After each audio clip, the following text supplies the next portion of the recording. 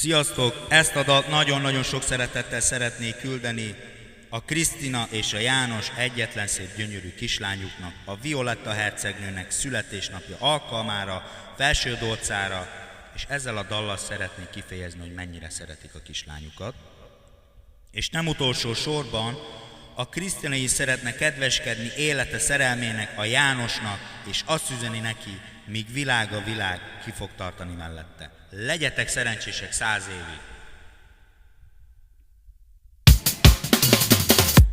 Te vagy nekem minden, ami szép, a két szemed új reményt ígér. Hogy is mondjam el neked, ahát csillag fent van az égen, annál jobban szeretlek téged.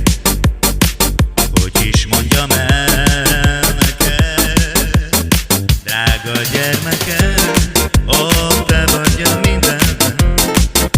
A nap szedben ragyog, ó, a látom mosolyog, nagyon boldog légy, ezt kívánom én. Minden öröm, ó, legyen a tiéd. Drága gyermekem, ó, te vagy a mindenem.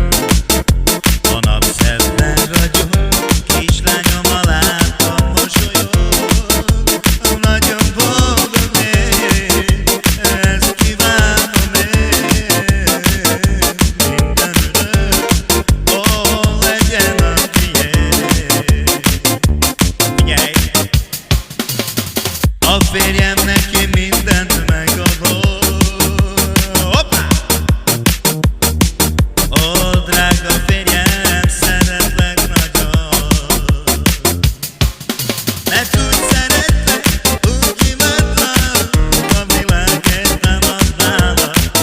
Aj, la la la la la la la. Mert úgy szeretlek, úgy imádlak, a világért nem adnálak. Aj, la la la la la la la. Figyelj, Kriszti mondja! A család